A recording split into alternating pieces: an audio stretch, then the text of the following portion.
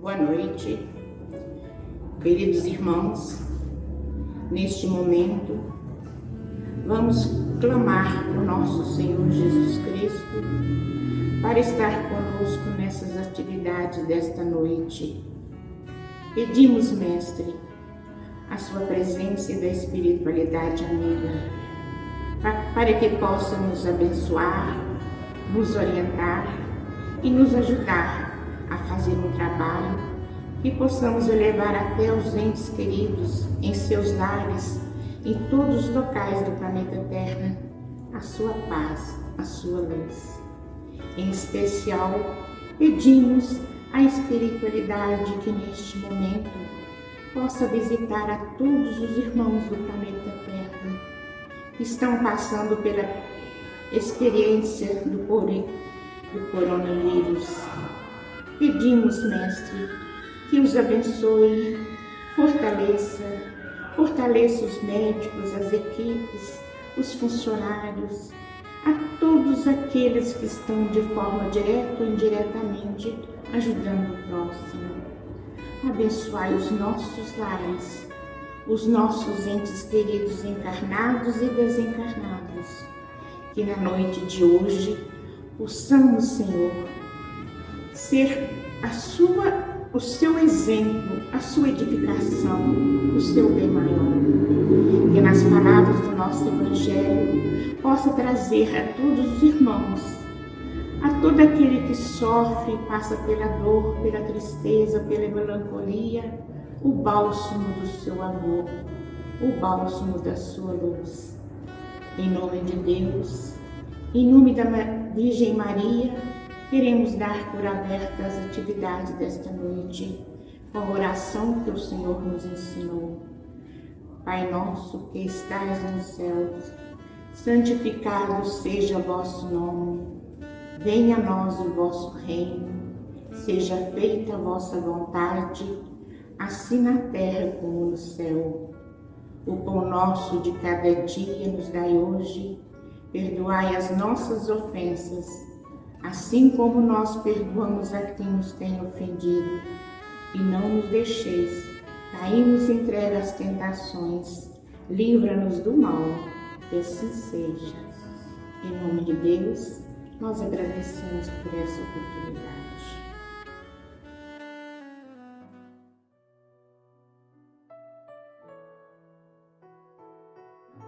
Boa noite, meus irmãos. Vamos fazer a leitura do Evangelho nesta noite. Parentesco corporal, parentesco espiritual, item 8. Os laços de sangue não estabelecem necessariamente os laços entre os espíritos. O corpo procede do corpo, mas o espírito não procede do espírito, porque o espírito existia antes da formação do corpo. Não foi o Pai quem criou o espírito do Filho. Ele não o fez senão fornecer-lhe o envoltório corporal, mas deve ajudar o seu desenvolvimento intelectual e moral para fazê-lo progredir. Os espíritos que se encarnam numa mesma família, sobretudo entre parentes próximos, são o mais frequentemente espíritos simpáticos, unidos por relacionamentos anteriores, que se traduzem por sua afeição durante a vida terrestre. Mas pode ocorrer também que esses espíritos sejam completamente estranhos uns aos outros, divididos por antipatias igualmente anteriores, que se traduzem da mesma forma por seu antagonismo na terra, para lhe servir de prova. Os verdadeiros laços de família não são, pois, os da consanguinidade, mas os da simpatia e da comunhão de pensamentos que une os espíritos antes, durante e após a sua encarnação. Se onde se segue de dois seres nascidos de pais diferentes, podem ser mais irmãos pelo Espírito do que se fossem pelo sangue. Pode-se atrair, se procurar, dar-se bem juntos, enquanto que dois irmãos consanguíneos podem se repelir, como se vê todos os dias problemas morais que só o Espiritismo pode resolver pela pluralidade da existência. Há, pois, duas espécies de família: as famílias pelos laços espirituais e as famílias pelos laços corporais. As primeiras duráveis se fortalecem pela depuração e se perpetuam no mundo dos espíritos, através de diversas migrações da alma. As segundas, frágeis como a matéria, se extinguem com o tempo e frequentemente se dissolvem moralmente desde a vida atual. Foi isso que Jesus quis fazer compreender em dizendo aos seus discípulos: eis minha mãe e meus irmãos, quer dizer, minha família pelos laços de espírito, porque quem quer que faça a vontade do meu Pai, que está no céu, é meu irmão, minha irmã e minha mãe. A hostilidade de seus irmãos está claramente expressa na narração de São Marcos. Uma vez disse ele: se propunham se apoderar dele sob o pretexto que havia perdido o espírito. A notícia de sua chegada, conhecendo-lhes os sentimentos a seu respeito, era natural que dissesse, falando dos seus discípulos do ponto de vista espiritual: eis meus verdadeiros irmãos. Sua mãe encontrava com ele e generaliza o ensinamento, o que não explica de nenhum modo que tenha pretendido que sua mãe, segundo o corpo, não lhe era nada como espírito, e que não tivesse por ele senão diferença. Sua conduta em outra circunstância provou suficientemente o contrário.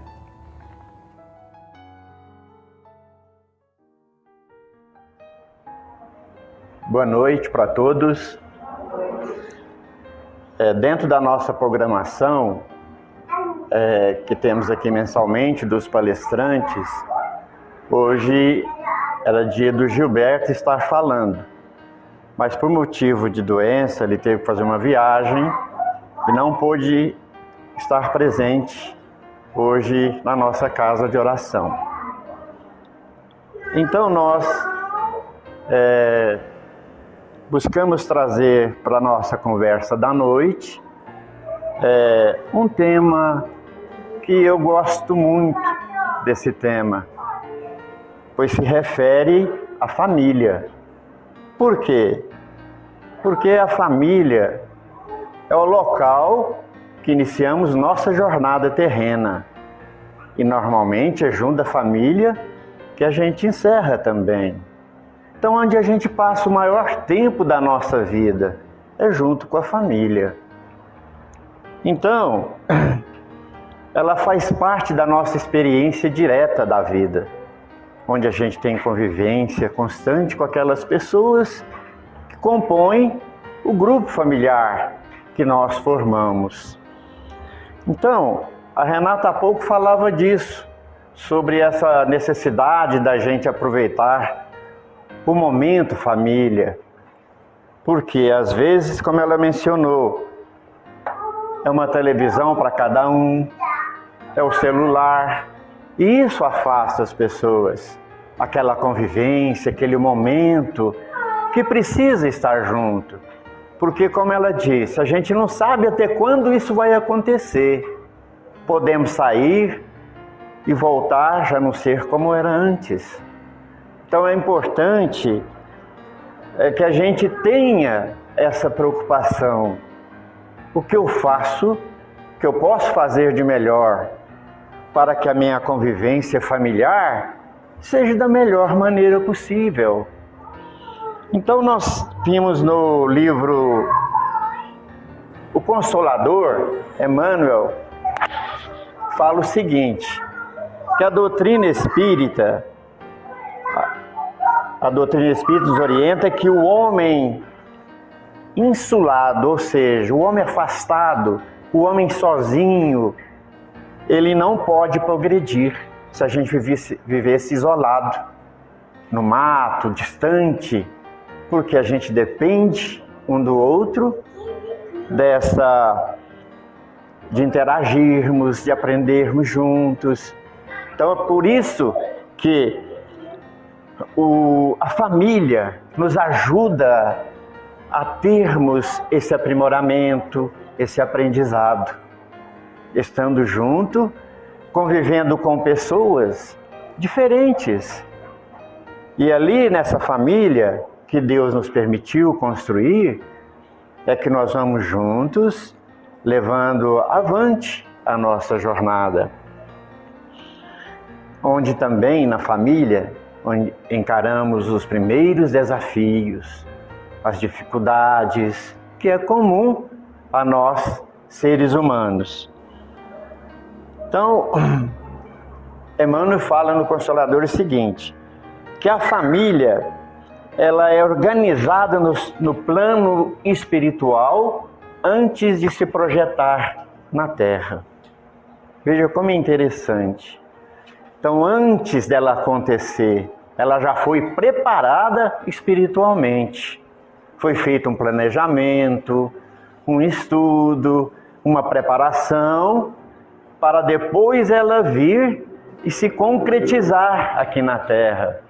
Isso nos mostra que não existe o acaso.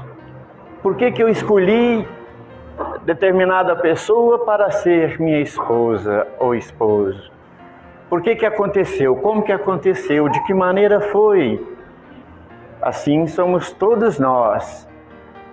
No nosso período de juventude, de mocidade, às vezes nós temos a oportunidade de conviver com várias namoradas, vários namorados, mas aparece alguém que a gente resolve aprofundar esse relacionamento através de uma união a dois. Então, por que foi aquela pessoa? Por que aconteceu daquela forma? E muitas vezes, no período que está se preparando para formalizar essa união, as coisas de um jeito.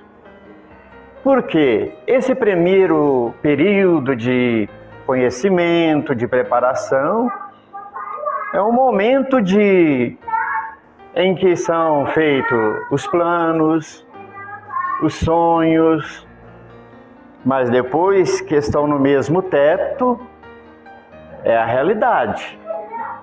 É aí que nós vamos saber o que somos realmente. Porque enquanto está distante é uma coisa, quando estão juntos, aí que nós vamos mostrar, né, quem somos realmente. Embora muitas vezes nós nem conhecemos a nós mesmos. Às vezes tem momentos da nossa vida que a gente tem atitudes que a gente fala que a gente nunca fez e de repente está fazendo. No momento de desequilíbrio, de nervosismo. Então, às vezes nem nós mesmos nós conhecemos. Porque existe coisa em nós que às vezes não se manifesta a qualquer momento, a qualquer instante. Só em determinadas situações que a gente nem imagina que vai acontecer. Tempos atrás, já tem alguns anos, estávamos num casamento e apareceu uns convidados que não foram chamados e começou a criar problema nessa festa, que eram familiares nossos, e ocorreu um desentendimento de agressão. Então, falando por mim, quando eu me vi, eu estava ali no meio querendo resolver também de qualquer maneira. Depois que passou, falei, não, mas como que a gente se perde numa hora dessa? Nunca me vi assim, fazendo tal coisa. Então, situações que ocorrem na nossa vida que a gente nem imagina que vai acontecer e de repente a gente não sabe como agir da maneira correta. Quanto mais conhecer nosso semelhante, né, nosso próximo. Então, por isso que é importante que a gente tente, se esforce para, primeiramente, nos conhecermos. Olhar para o nosso interior. O que nós trazemos dentro de nós? Ter essa condição de fazer essa avaliação. O que eu penso? O que eu falo? Quais são as minhas ações? Tudo isso é necessário a gente estar atento a isso, principalmente nós que formamos essa família espírita, ou que seja de que religião for. Nós temos que estar preocupados, primeiramente conosco. Estar atento àquilo que nós temos feito, quais são os pensamentos que vivem na minha mente, o que eu estou planejando, o que está acontecendo. Nós precisamos estar atentos, vigiando, conforme as orientações do próprio Cristo. Então nós vemos que quem é nossa família? Né? Perguntamos para nós, quem que realmente é a nossa família? Então, do ponto de vista social, a família se refere àqueles dos quais temos vínculos consanguíneos, ou reconhecido como tal. Do ponto de vista espiritual, os verdadeiros laços da família é aquele que é consolidado pelos laços do amor, da afinidade, que já foram construídos. São aquelas pessoas da nossa família que a gente tem prazer de estar juntos, tem alegria dessa convivência. Esses são os familiares pelos laços espirituais. É aqueles que a gente tem vontade sempre de estar a seu lado, que sentimos bem quando estamos com eles. Mas, se formos mais longe, nós vamos considerar que todos somos filhos de Deus, consequentemente nós somos uma família humana, porque somos todos filhos de Deus. Mas infelizmente, a gente tem dificuldade para amar os nossos próprios familiares consanguíneos. Mas, estendendo mais essa ideia, toda a humanidade é nossa família. Então nós vemos que há grupos de pais, pessoas, filhos, maridos, esposas, que por mais que tentem, não conseguem se entender. Infelizmente, é uma realidade triste, vamos assim dizer, de ver que uma família não se entende. Pais, esposo, filhos. É melhor. Então, o que seria melhor? Cada um seguir seu rumo ou devem tentar a conciliação a qualquer preço? Cada família tem a sua forma de conduzir sua vida, né? Então nós vemos que, na verdade, não existe uma fórmula que se aplique a todos os casos. Entretanto, o que nos fala o Espírito aqui, ó? Aprendemos com os Espíritos que estamos, veja que legal isso aqui, estamos com as pessoas certas, vejam bem, no momento certo e no lugar certo. Então as coisas são direcionadas, programadas, ela segue as determinações superiores. Então estamos no lugar certo, com a pessoa certa, no momento certo. Veja como que é profundo esse pensamento. Ainda que muitas das vezes construamos famílias não fundamentadas na base sólida, que é o amor, porém Deus quer que seus filhos sejam felizes. E se tal felicidade não pode ser alcançada plenamente no seio familiar, devemos construir para que ele a modifique, ou até mesmo fazer mudanças necessárias para que alcancemos objetivos maiores.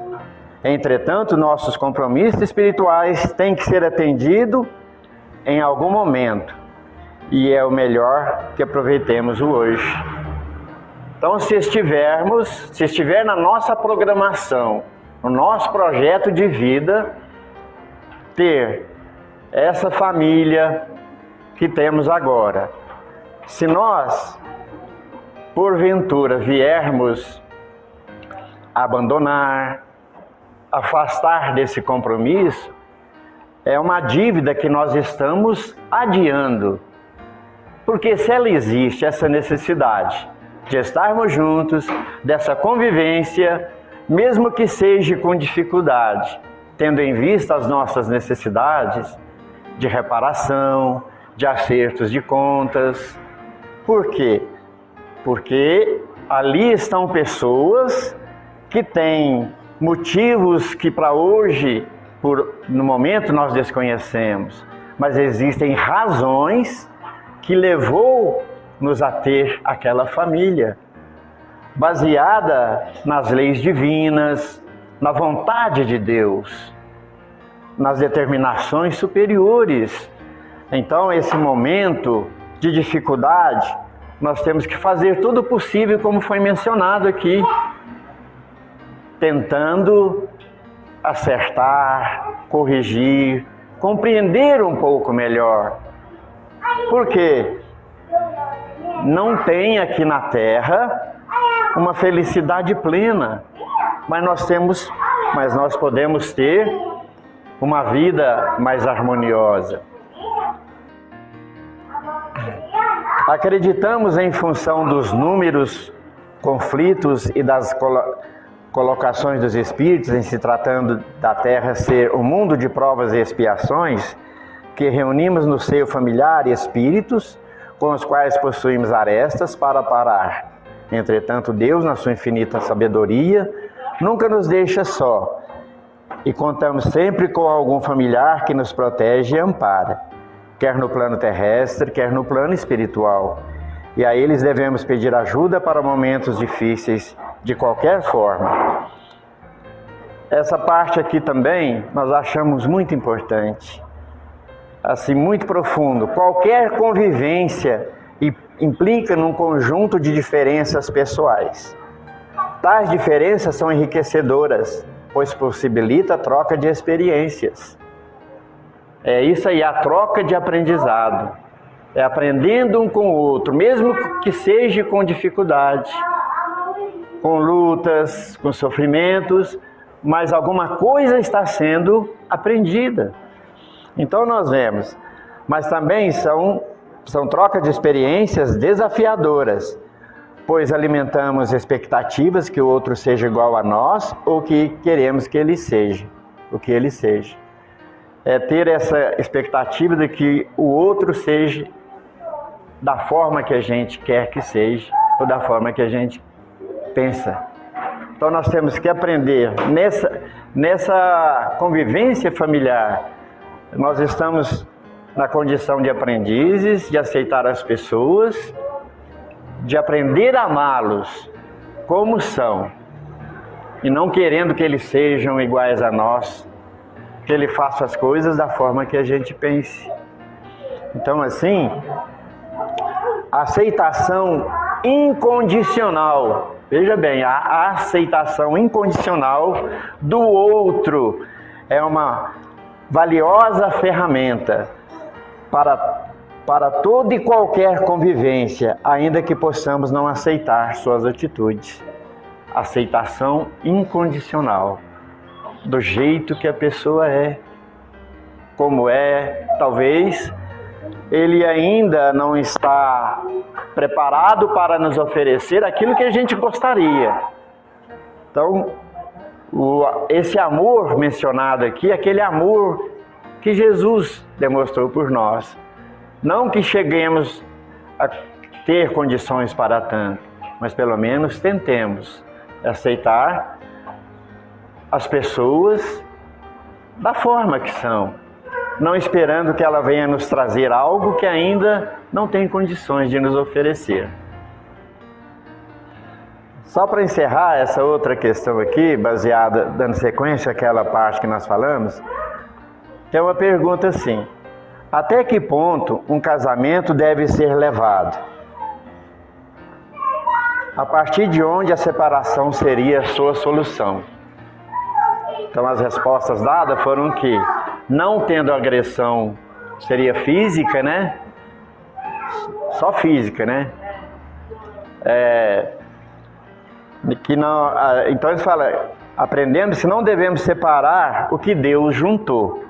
Se existe amor, os cônjuges devem esforçar-se para superar as dificuldades. Quando a relação traz infelicidade, o casal deve repensar os rumos do casamento. O que pode ser feito? Porque às vezes você interrompe um relacionamento hoje, mas você fica com aquela pendência em sua vida. Ele vai ter, num momento ou outro, ele vai ter que recomeçar. Deve desfazer aqueles laços, mas com amor, porque a gente não pode fugir, né, dos compromissos que nós assumimos. Então, como o nosso horário já deu, nós vamos ficar por aqui e passar agora para o momento do nosso passe, em que nós normalmente pedimos para nós mesmos que nesse momento do passe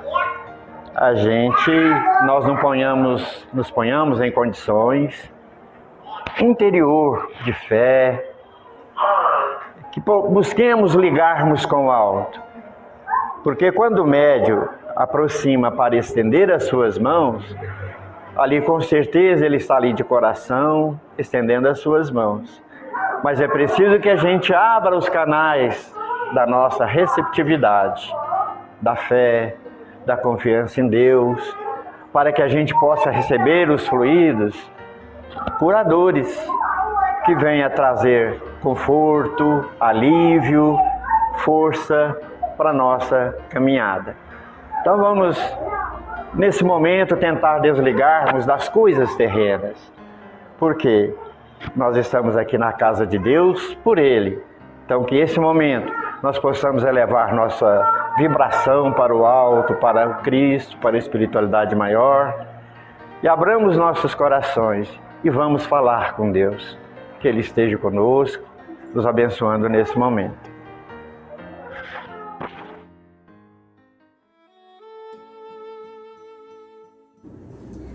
Boa noite a todos. Nós traremos agora um texto adaptado do livro Jesus no Lar, psicografado por Francisco Cândido Xavier, pelo espírito de Neilo Lúcio. O texto é intitulado Paz no Lar. Naquela noite, Simão Pedro tinha o coração amargurado e entristecido. Aborrecera-se com parentes rudes e de difícil trato. O velho tio o acusara de dilapidar os bens da família e um primo o ameaçara esbofetear. Guardava, por isso, o semblante carregado e austero. Procurou o mestre e desabafou. Ao término do longo relato, o mestre indagou: "E que fizeste, Simão, ante a conduta de teus familiares incompreensíveis?" "Reagi como devia", respondeu apressadamente.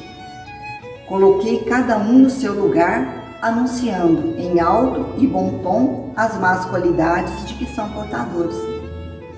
Meu tio é raro exemplar de sovinice, e meu primo é mentiroso quanto mais.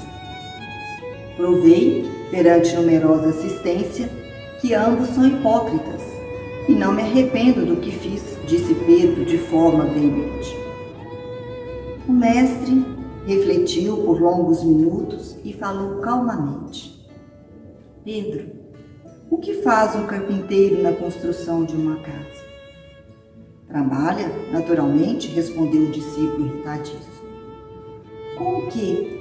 Tornou a perguntar o celeste amigo. Usando ferramentas, disse Pedro, sem entender aonde o mestre pretendia chegar.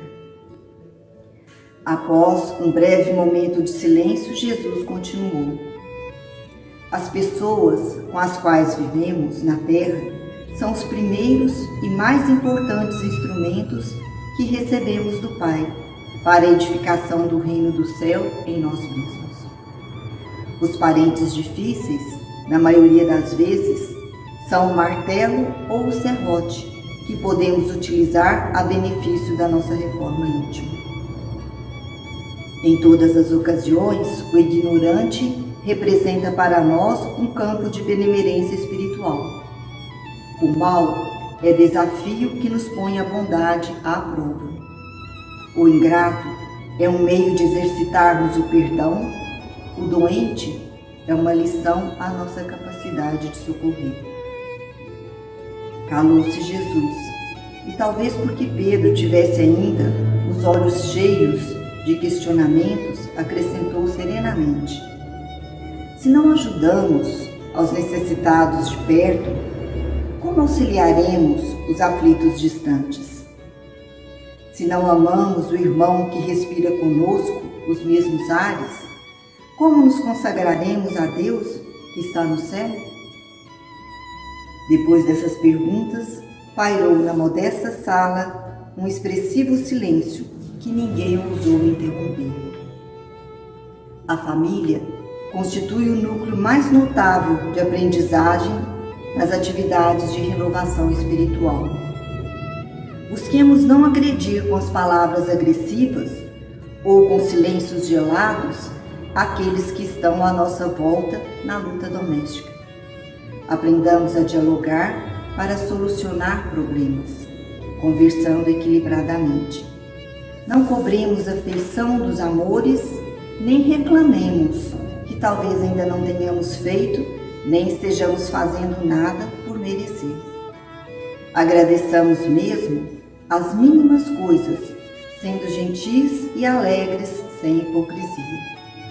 Trabalhando com discernimento, burilando nossas próprias imperfeições, alcançaremos pouco a paz no lar, que há de nos propiciar, por consequência, alegria e renovação em nossa caminhada. Um texto sempre muito presente, muito atual, sempre muito adequado, mas talvez nesse momento atual em que vivemos, em que se intensificaram as nossas relações familiares, ele seja de uma importância crucial. Nos nossos lares, numa convivência acentuada, estamos sendo submetidos a um constante processo de contato conosco mesmos e com as nossas limitações. Sabemos que o ambiente domiciliar é o espaço onde com mais tranquilidade nos mostramos como realmente somos e que expressamos com maior clareza, com maior sinceridade os nossos mais profundos sentimentos.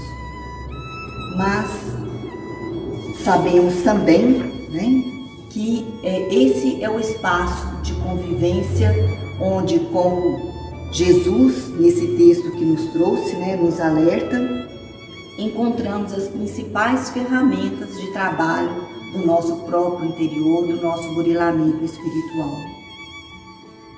Os espíritos benfeitores no Evangelho segundo o Espiritismo, eles já nos alertam, quando falam sobre a paciência, de que nós, espíritos ainda em evolução, caminhando, tateando nesse processo evolutivo, sentimos ainda muita dificuldade e sentimos a vida como sendo constituída de mil nadas que são como picadas de alfinete, mas que acabam por ferir. E assim se passa realmente no nosso lar, nas nossas experiências cotidianas. São pequenas coisas que individualmente talvez consigamos enfrentar com tranquilidade, mas que ao se somarem muitas vezes nos levam a sair do equilíbrio desejado. E Emmanuel, pela psicografia do Chico Xavier, falando sobre esse mesmo tema, ele nos coloca que a construção da paz em nosso lar é um forte apelo à tolerância e ao entendimento. E realmente, é crucial, é essencial para que consigamos esse processo de paz no lar, que estejamos atentos a desenvolver a tolerância e o entendimento. Mas como fazer isso no dia a dia, ali na luta, na peleja do cotidiano? E então Emmanuel continua convidando-nos a mobilizar a bondade e a cooperação frente aos desajustes familiares para que o mal se reduza. Quando estivermos frente a problemas que nos preocupam ou formos confrontados por colocações que nos agridem ou nos humilham, que busquemos calar os nossos próprios aborrecimentos, delimitando as nossas inquietações. Ele nos recomenda atitudes diárias de gratidão, que sejamos então gratos a tudo que nos alcança, que nos abençoa o dia, e que busquemos ter o cuidado de evitar atitudes grosseiras como o bater de portas ou outros objetos, evitarmos gritarias desnecessárias que geram desequilíbrio, e que todas essas medidas elas acabarão por nos auxiliar a pacificar nossa área individual para que a área dos outros se pacifique também. E quantas das vezes conseguimos nos manter com um determinado equilíbrio, mas somos confrontados por companheiros do dia a dia que, por algum motivo, escaparam, fugiram ao equilíbrio desejado e assim se comportam. O que fazemos então? Que exerçamos nós a paciência, a tolerância e a compreensão para com o nosso próximo. Nesse exercício diário, em que construindo a paz individual, nós estaremos construindo, como nos diz Emmanuel, a paz no lar, e estaremos todos alcançando, como almejado, a paz no mundo.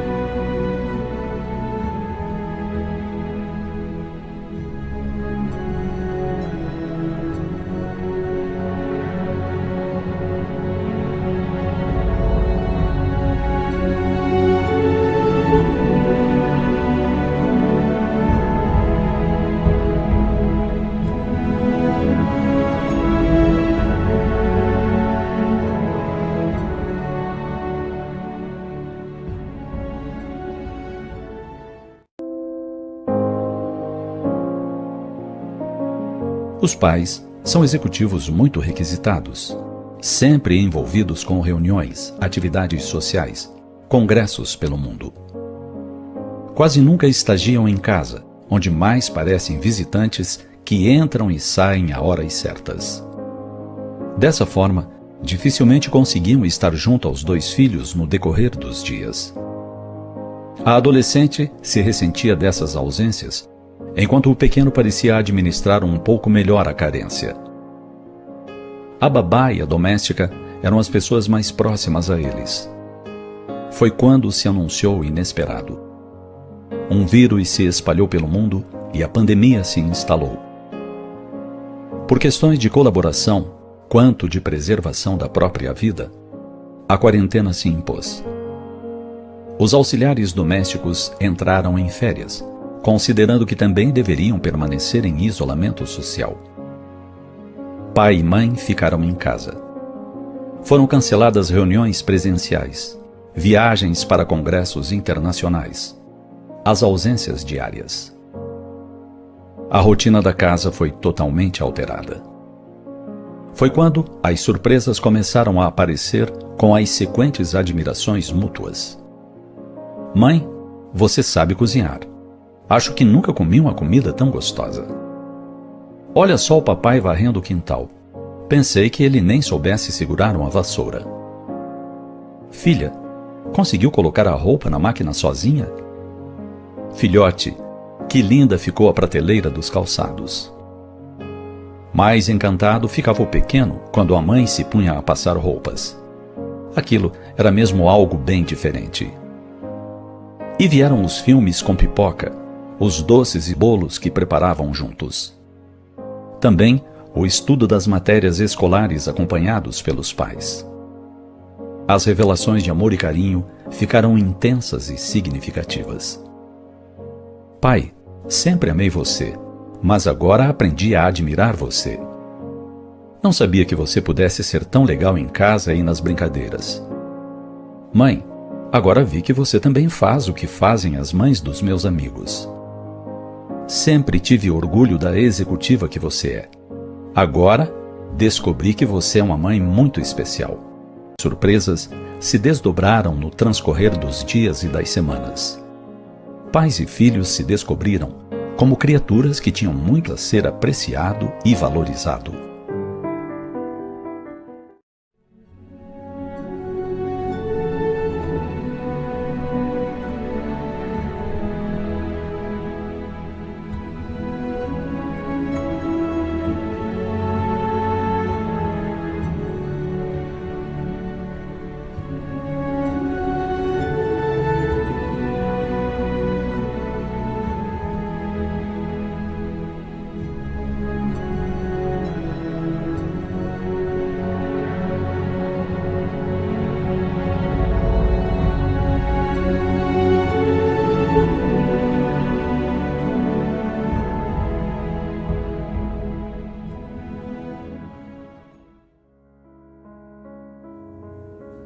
Então vamos fazer o nosso encerramento da nossa tarefa da noite de hoje, agradecendo a Deus, o nosso Pai maior, a Jesus, o nosso irmão, por esta grandiosa oportunidade que Ele nos concedeu de mais um trabalho da noite de hoje.